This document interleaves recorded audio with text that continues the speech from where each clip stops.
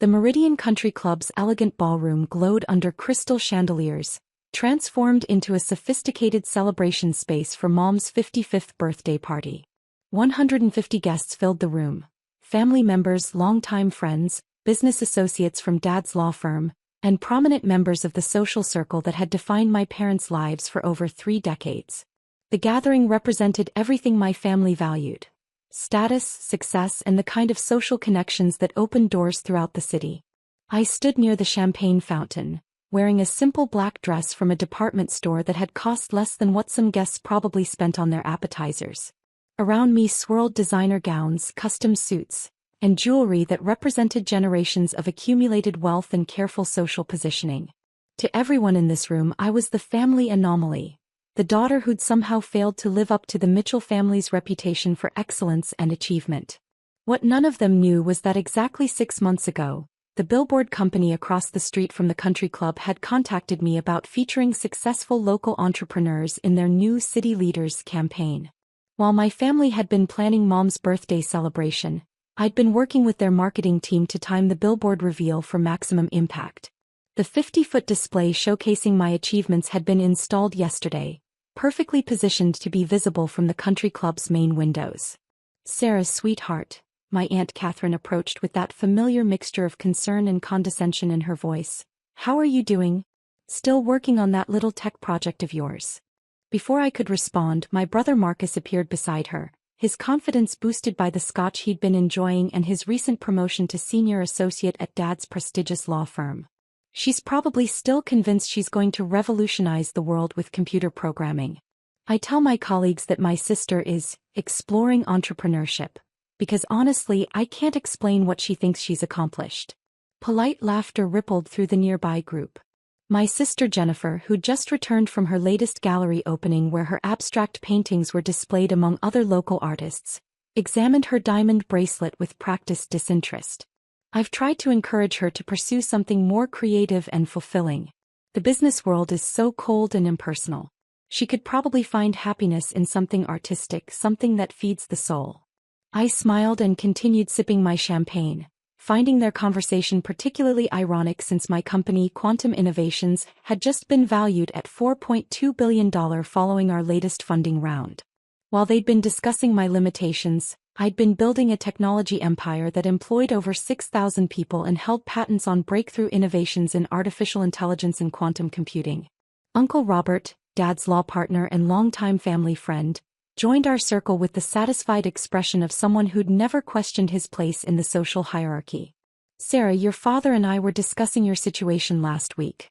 The firm could probably create a position for you, maybe paralegal work or administrative support. It wouldn't be glamorous, but it would provide steady income and benefits." "That's incredibly thoughtful of you, Uncle Robert," my cousin David added, his voice carrying that tone reserved for charitable gestures toward less fortunate family members. "Sarah really needs structure and traditional employment. It's not her fault she wasn't born with the business instincts that run in our family, but at 31 she should probably accept reality." The conversation continued around me while I mentally reviewed the evening's timeline. At exactly 8:30 p.m., the billboard's lighting system would activate for its grand reveal, coinciding perfectly with the scheduled moment when all guests would move to the ballroom's floor-to-ceiling windows for the traditional birthday toast overlooking the city.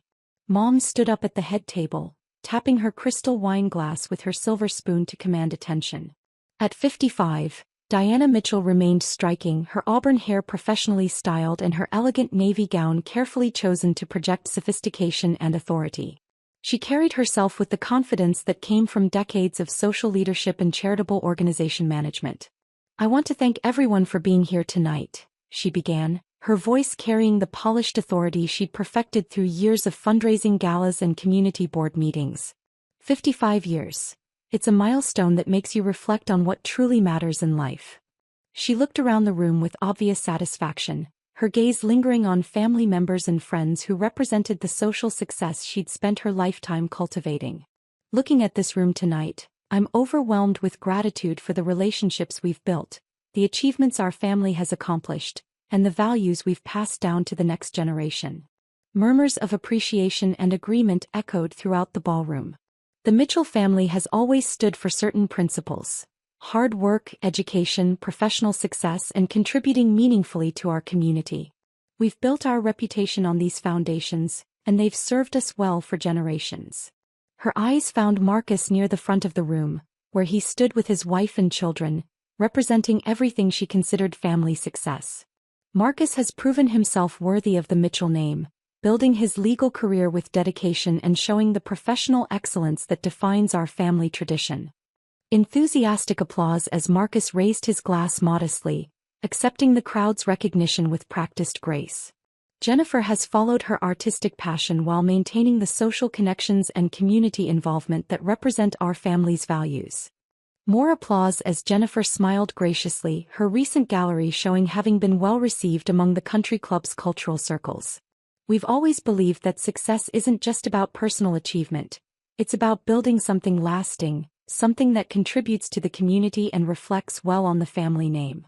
The room nodded approvingly, guests appreciating this philosophy that validated their own approaches to wealth and social position. Which brings me to a difficult topic, Mom continued, her tone shifting to something that sounded both regretful and resolved.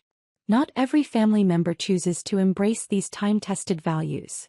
The room went quiet, sensing the direction of her speech and the family drama that was about to unfold. Sarah decided 4 years ago to abandon a promising career path to pursue what she calls technology ventures. Despite our attempts to guide her toward more practical choices, she's insisted on this path that has produced no measurable results. Uncomfortable silence filled the ballroom as 150 pairs of eyes focused on me with varying degrees of sympathy and judgment. For 4 years, we've watched her struggle with unrealistic expectations and refused opportunities for stable employment. We've offered guidance, connections, and support, but she's rejected every attempt to help her build a meaningful career. The tension in the room was palpable now. Everyone understood that this was more than a birthday speech. It was a public family intervention. Your father and I have made a painful decision, she continued, reaching into her purse to pull out what appeared to be legal documents. Sometimes love means setting boundaries even when it's difficult. She unfolded the papers with theatrical precision, ensuring the entire room could see the official nature of whatever she was about to announce. We've consulted with our attorneys and decided to formally disown Sarah from the Mitchell family. She will no longer be included in any family gatherings, business discussions, or inheritance considerations. Gasps echoed throughout the ballroom. This was clearly more dramatic than anyone had expected, even in a family known for their strong opinions about success and failure. We've tried patience, encouragement, and tough love. Nothing has motivated her to accept reality and build a proper life. Therefore, we're cutting all ties completely. She looked directly at me, her expression a mixture of disappointment and what she probably considered necessary cruelty. You're dead to us, she declared with finality, her voice carrying clearly across the silent ballroom. Don't ever contact this family again. The silence that followed was deafening. 150 people stared at me, waiting to see how I'd respond to being publicly disowned at my own mother's birthday party.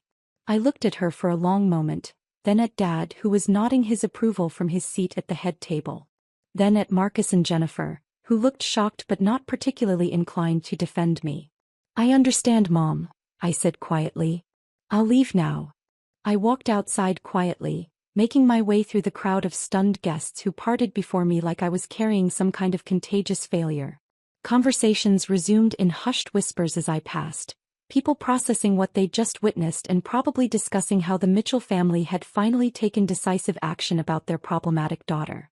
I stepped onto the country club's main terrace, which offered a panoramic view of the city skyline and, more importantly, a perfect view of the massive billboard directly across the street. I checked my phone. 8:29 p.m. Perfect timing. At exactly 8:30 p.m., the billboard's lighting system activated. A 50-foot image of my face illuminated the night sky, accompanied by bold text that could be read clearly from the country club's windows. Congratulations to Sarah Mitchell, youngest billionaire in the city. Quantum Innovations reaches $4.2 billion valuation. Inside the ballroom, I heard the first gasp, then another, then the sound of an entire party discovering something impossible. That's when she saw the 50-foot billboard with my face. Through the floor-to-ceiling windows, I watched as 150 guests pressed against the glass, pointing at the billboard and frantically pulling out their phones to Google my name and company. Mom stood frozen at the head table, her face completely white as she stared at the massive display featuring the daughter she just publicly disowned. Congratulations to CEO Sarah Mitchell, youngest billionaire in the city. The text was impossible to miss, impossible to misunderstand, and impossible to explain away. Her birthday guests started whispering, their voices growing louder as the reality of what they were seeing sank in. I watched through the windows as phones came out, as people frantically searched for information about quantum innovations, as the room erupted in chaos and confusion. My phone buzzed with the first call. Marcus. Then Jennifer. Then Uncle Robert. I let them all go to voicemail while I stood on the terrace, watching my family and their friends try to process the impossible reality that the person they just disowned was featured on a billboard celebrating her status as the city's youngest billionaire. The country club's doors burst open as guests flooded onto the terrace, all staring at the billboard and then at me with expressions ranging from shock to disbelief to something that looked like panic. Sarah, Mom appeared in the doorway, her earlier confidence completely shattered. Is this some kind of mistake? Some kind of publicity stunt? No mistake, Mom. Quantum Innovations is my company. We specialize in artificial intelligence and quantum computing applications for Fortune 500 companies. The $4.2 billion valuation was announced this morning in the Wall Street Journal. The crowd erupted in chaos. Voices rose in confusion, disbelief, and desperate attempts to understand how they'd all been so spectacularly wrong about everything. Dad pushed through the crowd, his face pale and confused. Sarah, if this is true, why didn't you tell us? Why did you let us think you were struggling? I looked around at the 150 people who'd just witnessed my public disownment, at the family who'd spent 4 years treating me like a failure, at the mother who'd just declared me dead to them. Would it have mattered? I asked. Would any of you have treated me differently if you'd known I had money? Or would you have just found new ways to diminish what I'd accomplished? The question hung in the air and nobody seemed able to answer it. For 4 years, you've all assumed I was failing because I wasn't succeeding in ways you understood. Tonight, Mom literally disowned me in front of 150 people because she was embarrassed by my choices. I gathered my things and headed toward the parking area.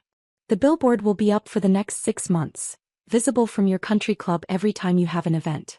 I thought you might want to get used to seeing your dead daughter's face celebrating her success.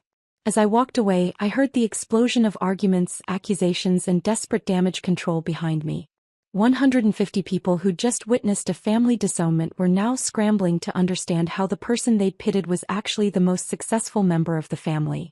Sometimes the best response to being told you're dead to your family isn't resurrection. It's letting them see your success illuminated 50 feet high where they can never ignore it again.